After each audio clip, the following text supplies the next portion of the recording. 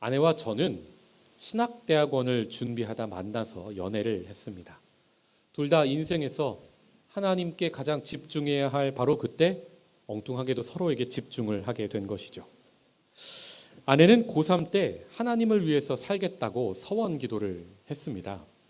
아파서 수술을 했는데 이 수술이 잘 안 돼서 세 번째 수술실에 들어갈 때 그때 하나님 저 한 번만 살려주시면 앞으로 하나님을 위해서 살겠습니다 기도를 했더래요. 인생에 잠시 그 소원을 잊고 살다가 인생이 화려하게 꽃피던 시절 하나님이 그 소원을 생각나게 하셨어요. 그래서 그 소원을 갚으려고 잘 나가기 시작하던 방송 일을 접고 신학의 길을 준비하던 바로 그때 인생에 갑자기 한민이란 남자가 끼어들었습니다. 그렇게 연애를 했어요. 장모님이 그 중요한 시기에 갑자기 이 남자를 만난다니까 딸이 얼마나 걱정이 되셨을까요? 딸의 연애 소식을 들은 장모님이 딸의 남자친구였던 저를 카페로 부르셔서 한 말씀 하셨습니다. 자네 목사가 되겠다는데 목사가 평생 각오해야 할 세 가지가 뭔지 아나? 제가 어떻게 알겠습니까? 당황스러워 대답을 못하자 장모님이 이러셨어요. 첫째는 언제든 말씀 전할 각오, 둘째는 언제든 이사할 각오, 셋째는 언제든 죽을 각오라네. 자네는 이 각오가 되어 있나? 제가 어떻게 답을 하겠습니까? 다 대답을 못하자 신학교 떨어지면 그날로 내 딸과 헤어지시게 말씀을 하셨습니다. 당시 장로의 신학대학원 경쟁률이 10대 1이 넘던 시절입니다. 장모님 말씀을 듣고 아내와 제가 새벽에 도서관 10대 들어가서 밤에 문 닫을 때까지 열심히 공부를 했습니다. 그때는 성경을 씹어먹을 정도로 성경을 봤어요. 지금 와서 장모님의 그 말씀을 떠올려 보니 서로를 좋아하는 것보다 더욱 하나님을 사랑하라는 말씀이었습니다. 예수를 따르는 사람은 삶의 우선순위가 하나님께 있어야 한다는 가르침이지요. 제가 세상을 살다 보니까 저도 사람인지라 세상의 것에 마음이 잠시 끌릴 때가 있는데 그때마다 장모님의 따끔한 이 말씀이 떠오릅니다. 예수님을 사랑해서 신앙의 길을 걷고 있는 성도 여러분, 여러분은 예수님이 이렇게 너는 정말 나를 따를 각오가 되어 있느냐 물으시면 자신 있게 답하실 수 있으십니까? 아마 대부분은 18년 전에 저처럼 머뭇 입을 제대로 열지 못하실 겁니다. 오늘 본문이 바로 그런 내용입니다. 예수님이 자신을 따르려는 제자들에게 무엇을 각오해야 하는지 말씀하세요. 오늘 우리가 그분의 음성을 들으며 나 자신을 한번 돌아보는 시간을 갖겠습니다. 첫째로 우리가 예수를 따르려면 거절당할 각오를 단단히 해야 합니다. 3년간 갈릴리에서 복음을 전하신 예수님은 이제 예루살렘으로 가십니다. 그곳에는 십자가 죽음이 기다리고 있지요. 십자가는 한 인간이 감당하기에는 너무나 거대하고 막중한 일이라 예수님도 정말 많이 망설이셨어요. 그분도 십자가를 지기 위해서는 굳은 결심이 필요하셨습니다. 북쪽 갈릴리에서 남쪽 예루살렘까지 가려면 중간에 사마리아라는 땅이 있습니다. 그런데 유대인과 사마리아인은 사이가 매우 좋지 않았어요. 그래서 대부분의 유대인은 더럽다 여기며 사마리아를 돌아서 갔는데 예수님은 굳이 그곳을 들러가려 하십니다. 왜요? 공생의 마지막이니까. 이제는 다시는 올 수 없으시니까. 예수님은 미움과 분열이 있는 그곳에 일부러 가셔서 복음을 마지막으로 전하려 하신 거예요. 제자 둘을 사마리아로 먼저 보내서 숙소를 준비하려 하는데 예수님 마음을 모르는 사마리아 사람들이 예수님을 거절합니다. 감히 유대인이 어딜 이곳에 와 생각을 했던 것이죠. 이때 예수님은 가만히 계신데 예수님을 따르던 제자들이 급발진을 해요. 화가 나서 이리 말합니다. 54절.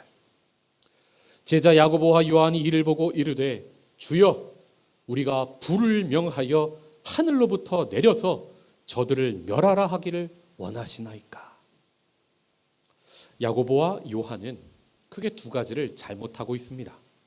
먼저 하나는 사람들의 거절에 뚜껑이 열려 자기 성질을 부리는 것입니다. 이 두 사람의 별명이 우레의 아들이에요. 우레는 천둥을 말하죠. 싱가포르 새벽에 갑자기 번개가 번쩍하고 그 뒤에 우르르 쾅 하며 천둥이 치면 제 딸 소은이가 엄마 무서워 하며 엄마에게 쪼르르 달려가 안깁니다. 사람들을 놀래키고 두렵게 하는 그 우레처럼 야고보와 요한 형제가 화가 많았고 목소리가 아주 컸습니다. 지금도 사마리아 사람들의 거절에 뭐라고? 우리 예수님이 왕이 되실 분인데 감히 거절을 해? 하며 으르렁댑니다. 예수님은 평생 사역하시며 많은 거절을 당하셨지만 한 번도 성질로 반응하신 적이 없어요. 그분은 성령으로 반응하셨습니다. 야고보와 요한이 잘못한 것 또 한 가지는 하나님 나라를 세우는데 폭력을 동원하려 했다는 것입니다. 이들은 엘리야가 호렙산에서 기도했을 때 하늘에서 불이 내려온 사건을 떠올리고 있어요. 엘리야가 바알과 아세라 선지자 850명을 쳐 죽였죠. 그렇게 이스라엘을 지켜냈습니다. 그런데 예수님은 다르세요. 그분은 엘리야와 비교할 수 없을 정도로 뛰어난 분이세요. 예수님은 이제 폭력이 아니라 사랑으로 하나님의 나라를 세우려 하십니다. 남을 죽이는 십자군이 아니라 자신이 십자가를 지셔서 남을 살리려 하세요. 여러분은 나를 방해하는 사람을 만났을 때 성질이 충만해지십니까?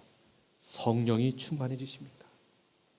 하나님 나라를 위한다는 명분으로 잘못된 방법을 동원하여 누군가를 찌르고 아프게 하지는 않습니까? 본문의 예수님은 그런 야고보와 요한을 꾸짖으시고 다른 마을로 말없이 가십니다. 거절을 당할 때 성질이나 폭력으로 대응하지 말고 기다리고 다른 길을, 다른 방법을 구해야 하는 것입니다. 이것이 예수의 방법이지요. 그럼 여기서 한 가지 의문이 생깁니다. 예수님은 지금 사마리아 땅을 포기하시는 걸까요? 아니요. 사마리아는 후에 성령 받은 빌립 집사가 가서 복음을 전합니다. 베드로와 요한이 가서 기도할 때 사마리아 사람들도 성령을 받게 됩니다. 우리가 아침 큐티를 묵상하잖아요. 예수님은 지금 거대한 안목으로 지금 눈앞의 거절을 바라보고 계시는 거예요. 거절은 우리도 예수님처럼 하나님이 하신다는 믿음, 또 후에는 그들도 복음을 받아들일 거라는 소망, 그리고 무엇으로도 끊지 못할 사랑으로 거절을 이겨내는 것입니다. 그렇게 예수님 사마리아에서 거절당하시고 다른 마을로 가시는데 첫 번째 사람이 뛰어와 말합니다. 예수님께서 그 어디로 가시든지 내가 예수님을 따르겠습니다. 참 용기 있죠. 이에 예수님 이렇게 말씀하세요. 58절. 예수께서 이르시되 여우도 굴이 있고 공중에 새도 집이 있으되 인자는 머리 둘 곳이 없도다 하시고, 여우와 새는 거대한 자연 속에서 집을 짓고 삽니다. 사람은 달라요. 사람은 자연 그대로 살기 너무 어려워 사회라는 사람의 공동체를 이루고 그 안에서 가정도 이루고 직장도 다니며 삽니다. 예수님이 지금 자신은 머리 둘 곳이 없다 하신 말씀은 사람의 공동체가 자신을 배척하는 것을 말씀하는 것이죠. 사마리아 사람들이 예수를 거절한 것은 거대한 앞으로의 거절의 시작입니다. 이제 예수님은 예루살렘에 가셔서 메시아로서 철저히 거절당하시고 십자가에 못 박혀 죽임을 당하시죠. 예수님은 지금 자신을 따르겠다던 용기 있게 고백하는 그 사람에게 묻고 계세요. 나를 따르면 너도 이렇게 사람들에게 거절을 당할 텐데 정말로 나를 따르겠느냐? 물으시는 거예요. 조정민 목사님이 예수를 믿고 나서 불의와 불법과 타협하지 않으니까 이 일하던 방송국에서 점점 외로워지더랍니다. 나중에는 점심 때 같이 밥 먹을 사람이 없어서 혼자 점심을 드셨대요. 머리 둘 곳이 정말로 없어지는 거예요. 제가 SNS를 보다가 한 목사님이 쓰신 글을 보았습니다. 글 내용이 이래요. 목회를 하다 보면 별의별 사람들을 다 만난다. 단지 반대하는 사람이 아닌 비상식적인 사람들도 성도로 받아들여야 한다. 그들에게 내 존재가 무너지는 것 같은 말들을 수없이 듣게 된다. 어떤 사람한테는 5시간 동안 퍼붓는 말을 들어야 했다. 그 말을 듣고 온몸에 두드러기가 난 적이 있다. 특히 목회자는 자신을 반대하는 사람들을 잘 품어야 한다. 그 과정에서 품게 되는 환멸도 견뎌내야 한다. 여러분, 목사만 그럴까요? 순장으로 그렇게 열심히 먹이고 기도하고 사랑하고 섬겼는데 뒤통수 치고 배신하는 사람 많아요. 교사로 열심히 봉사했는데 학부모에게 오해받기도 해요. 여러분, 예수님 제자로 살다 보면 내 존재가 철저히 무너지는 것 같은 경험을 우리가 수시로 합니다. 본문에서 예수님은 그것을 아시고 우리에게 정말로 각오를 단단히 해야 한다. 그래야 이 길을 완주할 수 있다. 말씀하시는 것입니다. 흥미로운 것은 첫 번째 사람이 예수님의 이 말씀에 어떻게 반응했는지, 떠났는지, 예수를 따랐는지 궁금한데 성경은 침묵하며 우리의 상상의 결과를 맡겨요. 저는 이래서 성경이 좋아요. 그래서 이 사람에 대한 궁금함은 자연스럽게 우리에게로 옮겨지게 돼요. 나는 머리 둘 곳 없는 거절이 다가올 때 어떻게 반응을 할까? 여러 가지 상상을 하게 되는 거예요. 거절당할 각오, 미움받을 각오, 외로울 각오, 다시 한번 마음을 다잡고 앞서 걸어가신 예수님의 발자취를 우리가 따라가야겠습니다. 두 번째로 예수를 따르려면 삶의 우선순위를 하나님의 나라에 두어야 합니다. 첫째 사람이 자원을 했다면 두 번째 사람에게는 예수님이 먼저 나를 따라라 말씀하세요. 이 사람이 예수님의 초청을 받자 따르기 전에 먼저 내 아버지의 장례를 치르게 해달라고 합니다. 예수님이 이렇게 답하세요. 60절 함께 읽어볼까요? 시작. 이르시되 죽은 자들로 자기의 죽은 자들을 장사하게 하고 너는 가서 하나님의 나라를 전파하라 하시고. 사람이 사는 사회를 보면 시대를 막론하고 가장 중요하게 생각하는 것이 부모에 대한 효, 충성입니다. 그래서 부모가 돌아가시면 어느 종교나 최선을 다해 장례를 치를 것을 말해요. 조선왕조 500년 동안 있었던 유교에서도 부모님이 돌아가시면 몇 년상을 치르게 합니까? 3년상을 치르게 했어요. 모세가 받은 10계명도 보면 사람에 대한 계명 중 가장 먼저 나오는 것이 5계명 뭡니까? 내 부모를 공경하라예요. 그런데 예수님은 하나님 나라를 향한 충성이 부모에 대한 충성보다 우선한다라는 말씀을 하시는 거예요. 이 대목에서 많은 사람들이 시험에 듭니다. 뭐야? 예수님이 이런 분이야? 기독교가 이런 종교야? 가족이 얼마나 소중한데 하며 예수님에게서 돌아서는 사람이 많아요. 또 어떤 분은 그래, 가족보다 하나님 더 사랑해야지 생각하며 가족을 아예 내팽개치는 분도 있어요. 저 청년 때 후배 하나가 있었는데 엄마가 권사님이에요. 권사님이 교회 옆에 아파트가 새로 건축했다고 아침부터 밤까지 매일 나가서 전도를 하시는 거예요. 그때 대학 여름방학이어서 얘가 집에 있는데 아침에 밥 먹으려고 밥 뚜껑 열면, 밥솥 열면 밥이 없어요. 한 달 내내 계속되니까 얘가 화가 나서 하루는 엄마가 새벽에 나가는데 자기도 새벽에 일어나서 엄마, 밥 좀 해주고 나가세요. 하니까 권사님이 아들을 딱 돌아보시면서 이렇게 말씀하셨대요. 나 엄마 아니야. 나 권사야. 이분은 하나님의 말씀을 완벽하게 오해한 거예요. 우선순위를 하나님께 둔다고 권사로만 살라는 게 아니죠. 엄마로도 당연히 삶을 살아내야죠. 지금 예수님의 이 말씀은 믿음 약한 사람 시험 들어서 교회 떠나라고 주신 말씀도 아니요. 또 반대로 가족 버리고 교회에만 충성하라고 주신 말씀도 아닙니다.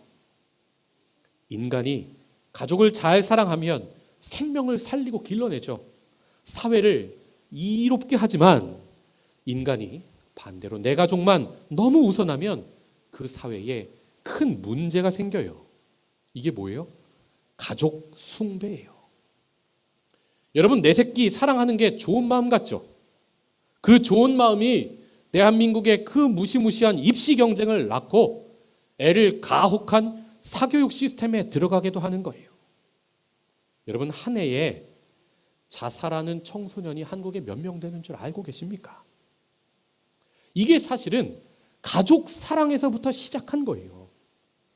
또 내 자식 좋은 중고등학교 보낸다고 위장 전입하고 가족 좀 잘 살게 해주겠다고 무리하게 땅 투기하고 건물 사놓고선 그거 대박나게 해달라고 기도도 하고, 또 그렇게 처음에는 정의롭고 순수한 사람도 금배지, 국회의원 배지 달고 높은 자리 오르고 권력이 생겨서 어디에 신도시가 들어선다, 어디에 뭐 개발한다, 이런 정보를 들으면 내 가족, 내 친척, 내 동문, 내 사람 챙기다가 그러다 무너지는 거예요.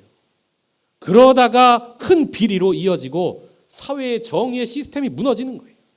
이것이 오늘날 대한민국 사회에 뿌리박고 있는 가족 숭배입니다. 다 처음은 좋게 시작한다고요. 그런데 우리가 정말 오늘 예수님의 말씀에 순종해서 모든 삶의 우선순위를 하나님 나라에 두면 사회가 달라집니다. 가족을 우선하다가 나도 모르게 잘못을 저지르려 할 때, 그런 강렬한 유혹이 나에게 찾아올 때 먼저 하나님의 나라와 하나님의 공의를 추구하면 내가 이러면 안 되지 하며 자기 욕심도 부인할 수 있게 됩니다. 또 예수님의 말씀은 이렇게 적용할 수 있어요. 어떤 분들은 혼자 가족의 생계를 책임지는 분들이 계세요. 교회마다 이런 분들이 많아요. 가족 중에 형도 누나도 다 인생이 꼬이고 망했는데 혼자 예수 믿고 열심히 공부 잘하고 혼자 돈도 잘 버는 거예요. 이런 분이 또 가족은 너무 사랑해서 혼자 가족의 생계를 다 책임지는 분들이 있어요. 돈을 아무리 벌어도 부족하죠.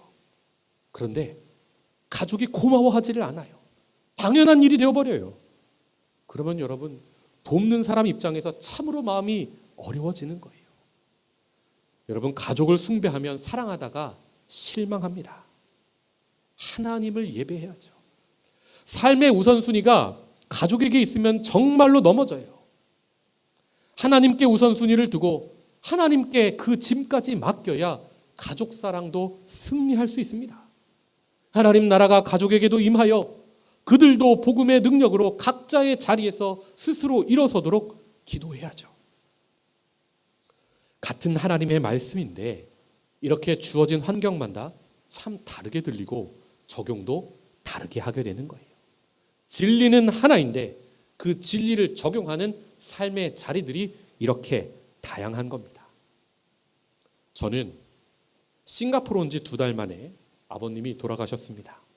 소식을 듣고 한국으로 가는 비행기 안에서 마음이 힘들어서 멍하니 있는데 갑자기 마음속에 한 말씀이 울려요. 죽은 자는 죽은 자로 장사 지내게 하고 너는 나를 따라라. 제가 마음속으로 하나님, 저 외아들인데 아버지 마지막을 지키지 못했어요. 마음이 괴롭고 힘든데 아버지에게 죄송한데 좋은 위로의 말씀도 많은데 왜 나에게 이런 말씀을 주십니까? 물었는데 그날은 하나님이 묵묵부답이셨어요. 그렇게 아침에 한국에 내려 장례식장 도착해서 바로 상복으로 갈아입고 위로 예배를 드리는데 부모님 다니던 교회 부목사님이 오셨어요. 이분이 위로 예배 설교를 하시는데 본문이 죽은 자는 죽은 자로 장사 지내게 하고 너는 나를 따라라 해요. 목사님이 이러시는 거예요. 성도 여러분, 원래 오늘 예배 본문이 이게 아니었습니다. 그런데 새벽에 하나님이 갑자기 본문을 이거로 하라는 마음을 주셨습니다. 제가 새벽에 이 말씀을 받을 때, 비행기 안에서 받을 때 이 목사님도 이 말씀을 받은 거예요, 하나님께. 저도 장례식장에서 이 본문으로 처음으로 설교를 합니다. 고 한경남 집사님은 자신의 몸이 한없이 약해져 있을 그때에 아들을 하나님께 드렸습니다. 하나님 나라를 위해 아들을 파송하여 하나님께 영광을 돌리셨어요. 집사님의 죽음은 단순한 죽음이 아니요 하나님 나라를 위한 헌신의 죽음이요 영광의 죽음입니다. 이제 마지막 날에 하나님께서 집사님께 영원한 생명을 주실 것입니다.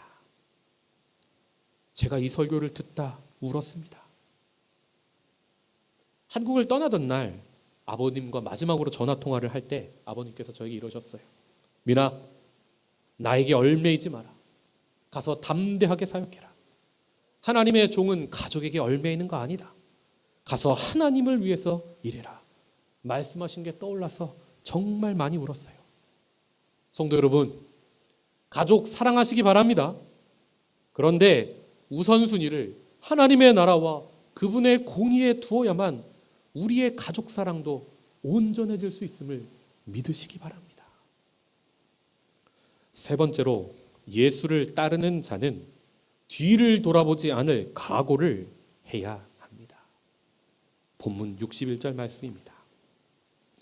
또 다른 사람이 이르되 주여 내가 주를 따르겠나이다마는 나로 먼저 내 가족을 작별하게 허락하소서. 예수께서 이르시되 손에 쟁기를 잡고 뒤를 돌아보는 자는 하나님의 나라에 합당하지 아니하니라 하시니라. 하나님 나라를 위해 길을 떠났다면 뒤를 돌아보아서는 아니 됩니다. 농부가 밭을 갈기 위해 한 손에는 쟁기를 잡고 한 손으로는 막대기를 들고 소를 몰고 앞을 바라봐야만 해요.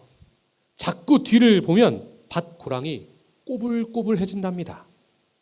앞을 보고 소를 몰아야 밭 고랑이 일자로 곧게 만들 수 있습니다. 뒤를 돌아본다는 것은 미련이 남아있다는 뜻입니다. 롯의 아내는 뒤를 돌아보았기 때문에 소금 기둥이 되어버렸어요. 소돔과 고모라는 소금 무역으로 돈을 벌던 도시입니다. 그녀가 가장 사랑하던 것을 뒤돌아보다가 자기가 가장 사랑하는 걸로 머리에서 발끝까지 변해버렸다는 거예요. 그녀가 뒤를 돌아보았다는 것은 소돔과 고모라에서 그 물질적 행복을 누렸던 것에 미련이 남아있다는 것이죠. 또 애굽에서 나온 이스라엘 백성들도 수차례 애굽으로 돌아가려고 반역을 일으킵니다. 성도 여러분, 믿음은 뒤로 돌아가고 싶은 유혹을 끊어내고 하나님이 지켜주심을 믿고 앞으로 전진해내는 용기입니다. 믿음은 과거가 아니라 앞에 있는 것을 사모하는 태도예요.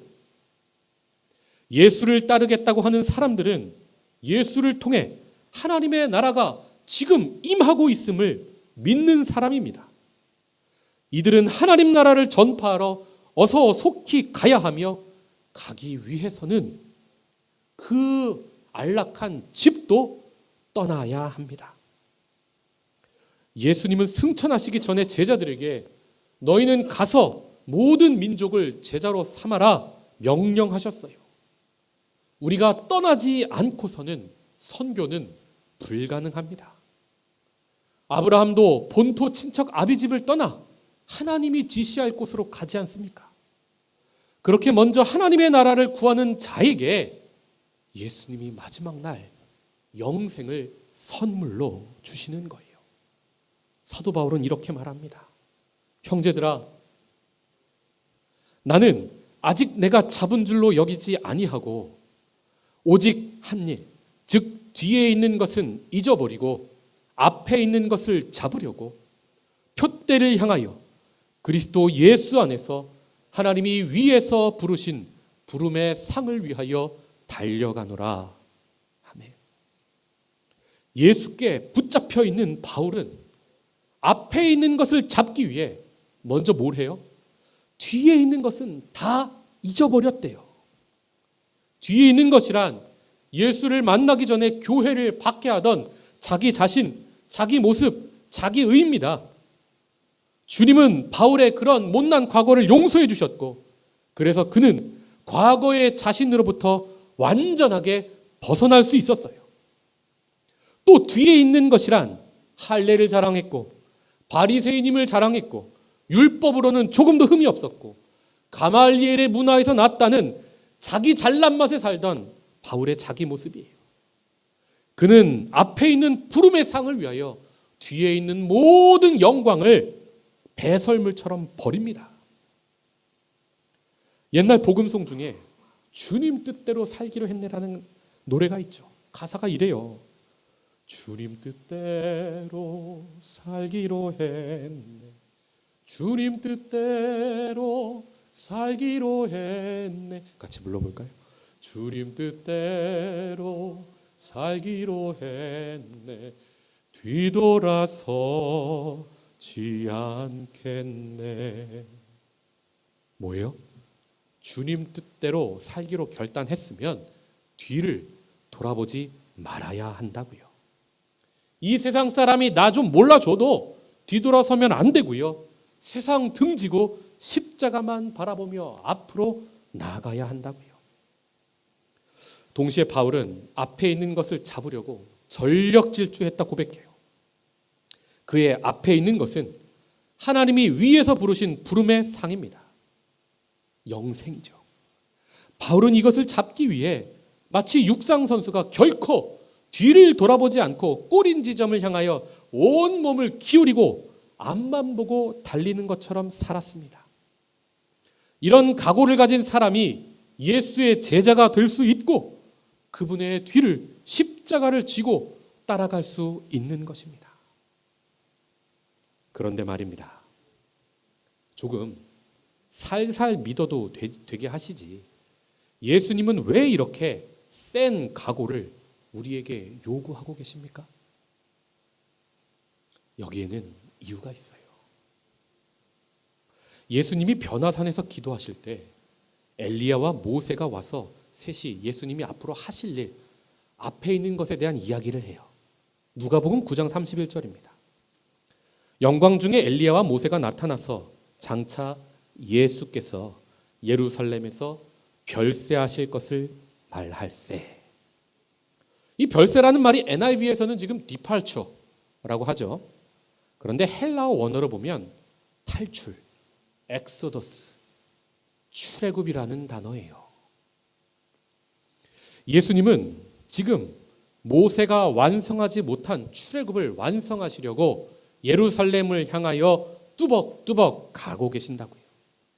모세는 이스라엘만 출애굽시켰지만 예수님은 인류 전체, 더 나아가 창조세계 전체를 죄와 사망의 권세에서 탈출시키려 하세요. 모세는 조그마한 성막만 하나 만들었지만 예수님은 믿는 자들 모두를 성전 만드시고 더 나아가 우주 전체를 다시 하나님의 집, 하나님의 성전으로 만들려 하고 계세요. 모세는 조그마한 가나안 땅 하나 마련했지만 예수님은 지금 우주 전체를 새 하늘과 새 땅으로 다시 창조하려 하십니다. 이 광대한 프로젝트를 완성하려면 얼마나 기존 세력이 크게 방해를 하겠습니까? 여러분, 나라를 하나 세우는데도 수많은 사람이 목숨을 잃고 피를 흘리는데 하나님의 나라가 정말로 이 땅에 오게 하는데 얼마나 많은 사람이 박해를 받고 순교를 할까요? 예수님은 그 어려운 일을 완성하기 위해 본인이 먼저 십자가를 지셨고 이제 자신의 뒤를 따르는 우리에게도 자기 십자가를 지고 내 뒤를 따르라 말씀하고 계십니다. 이런 거예요. 우리는 나의 행복을 위해 예수님이 필요하다고 생각하고 적당한 선에서 예수 믿고 끝내려 하지만 하나님은 적당히 끝낼 생각이 없으세요. 아이가 이빨이 아프면 진통제만 원하죠. 하지만 부모는 어떻게 합니까? 얘를 꼭 치과에 데려가서 충치 자체를 치료하려 들죠. 마찬가지예요. 우리는 인생의 위로와 힘들면 진통제 맞으러 주일 예배에 참석하지만 하나님은 이 시간 나의 죄악, 이 땅의 죄악 그 자체를 고치려 드신다고요. 여러분, 치과에 갈 때도 제가 얼마 전에 치과에 갔는데 우리가 얼마나 그 전날 이를 악물고 다짐을 합니까? 제가 해병대를 나왔는데 치과 가서 안문 서운 척 하는데 얼마나 힘든지 모르겠습니다. 치과 한번 가는데도 우리가 이를 악물고 각오를 해야 하는데 하물며 생명을 살리는 일, 자연세계 전체, 피조세계 전체를 사망의 권세에서 출애굽시키는 일에 우리가 참여할 때 우리가 얼마나 큰 각오를 해야 할까요? 오늘 주님은 그래서 자신을 따르는 자들에게 거절당할 각오, 삶의 모든 우선순위를 하나님께 두고 살 각오, 마지막으로 한번 주님을 따랐으면 뒤를 돌아보지 않고 표대를 향하여 살 각오를 할 것을 말씀하고 계시는 것입니다. 성도 여러분, 여러분은 이 각오가 정말로 되어 있으십니까?